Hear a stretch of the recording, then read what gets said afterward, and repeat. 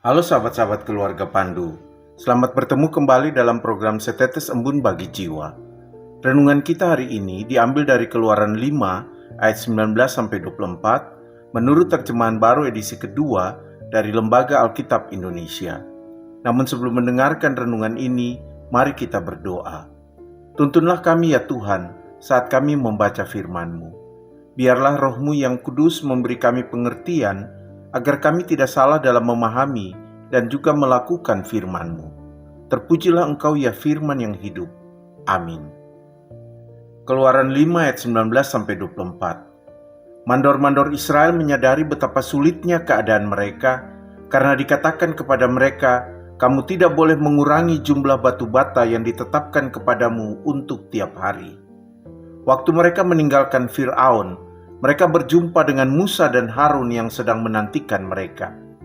Lalu mereka berkata kepada keduanya, kiranya Tuhan melihat dan menghukumkan kamu, karena kamu telah membusukkan nama kami di hadapan Fir'aun dan pegawai-pegawainya. Dengan demikian, kamu memberi pedang kepada mereka untuk menghabisi kami. Lalu Musa kembali menghadap Tuhan dan berkata, Tuhan, mengapa engkau mendatangkan sengsara pada umatmu ini? Untuk apa engkau mengutus aku? Sebab sejak aku pergi menghadap Fir'aun untuk berbicara atas namamu, ia sudah menyengsarakan umat ini dan engkau sama sekali tidak melepaskan umatmu. Tetapi Tuhan berfirman kepada Musa, sekarang engkau akan melihat apa yang akan kulakukan kepada Fir'aun. Sebab dengan paksaan tangan yang kuat, ia akan membiarkan mereka pergi. Dengan paksaan tangan yang kuat, ia akan mengusir mereka dari negerinya. Sahabat-sahabat keluarga Pandu yang terkasih, setelah Kaisar Konstantinus Agung, penguasa kerajaan Romawi, memilih berpihak kepada agama Kristen dan berusaha untuk melindungi mereka, sekitar tahun 315, dia menulis surat kepada Raja Sapur II, Raja Persia, dengan tujuan meminta agar raja melindungi umat Kristen yang ada di Persia. Pada waktu itu, Persia berada di bawah kekuasaan dinasti Sasanid. Dan di bawah kekuasaan dinasti Sasanid, orang-orang Kristen kurang mendapat perlindungan. Karena itu, dengan suratnya, Konstantinus Agung berharap orang Kristen akan dilindungi dari penganiayaan yang sering terjadi.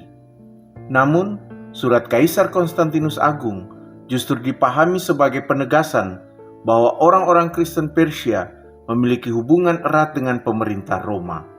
Orang-orang Kristen Persia diidentikan dengan kekuatan asing dan sering diartikan sebagai kekuatan musuh.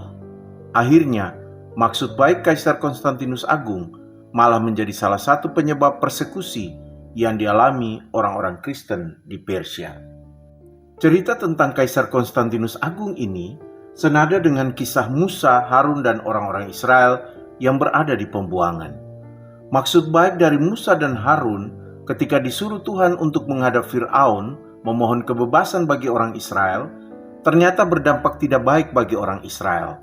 Sebagaimana yang kita baca dalam cerita ini, permohonan Musa dan Harun ini justru membuat orang-orang Israel yang berada di Mesir mendapat perlakuan yang lebih berat lagi. Dikatakan bahwa setiap hari mereka harus membuat batu bata sesuai dengan jumlah yang telah ditetapkan untuk mereka lakukan dalam sehari. Karena itu, orang-orang Israel ini marah terhadap Musa dan Harun.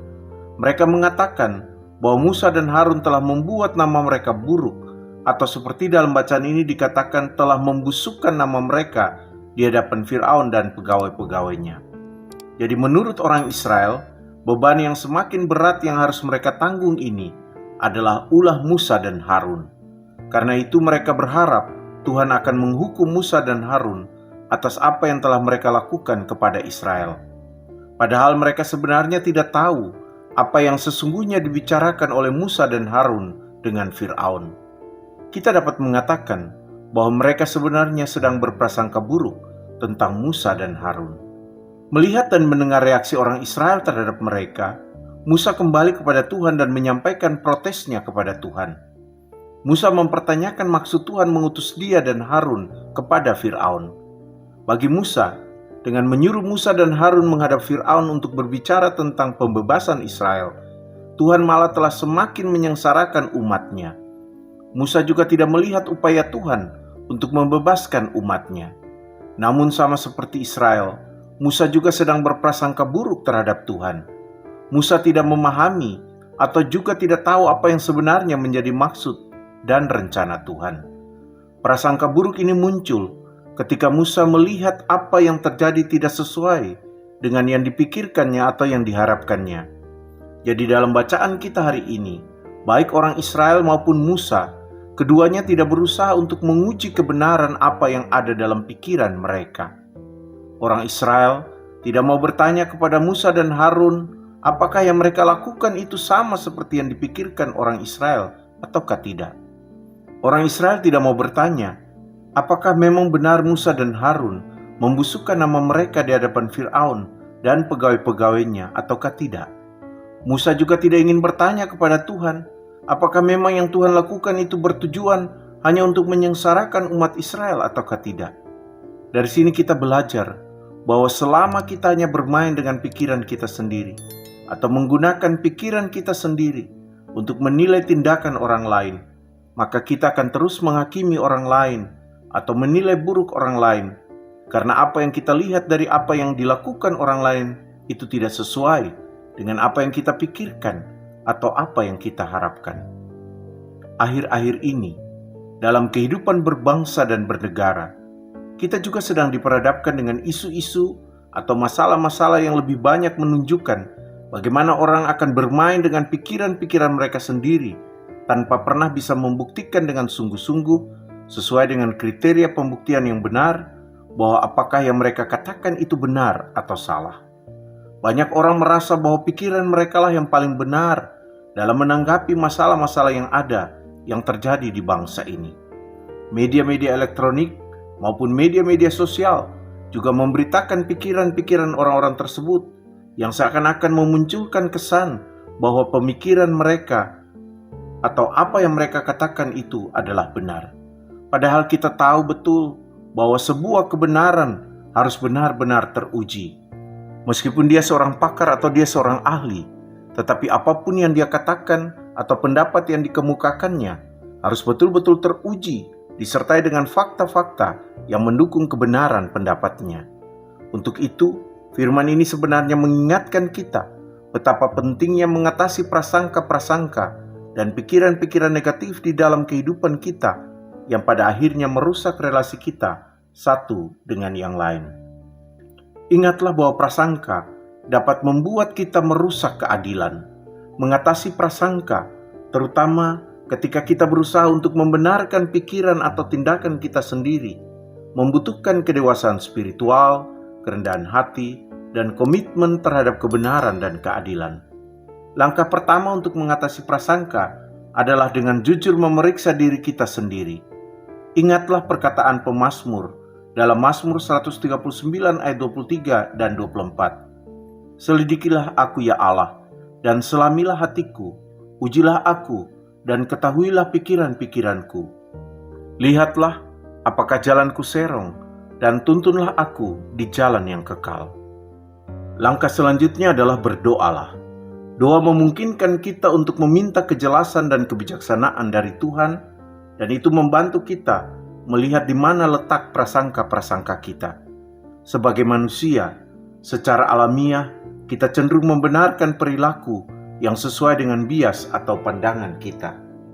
Langkah berikutnya, berkomunikasilah secara terbuka dengan orang yang kepadanya kita berprasangka, supaya kita tidak menilai mereka hanya dengan pikiran kita sendiri.